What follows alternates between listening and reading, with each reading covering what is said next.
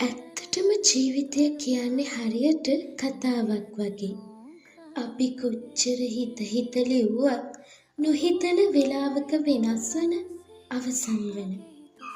සොබාදහම ඇවිත් අපිට හොඳ දෙයක් උගන්නලා ගියා. ඉතින් හීන ආදරය කරපු දේවල් ආදරණීය මිනිස්සු ගොඩක් දේවල් නැති වෙන්නේ නැති.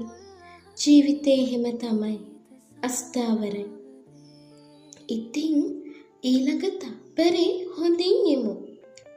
ඇත්තටම කියන්න තියෙන්නේ වැටුණු තැන් වලින් නැගිටිමු.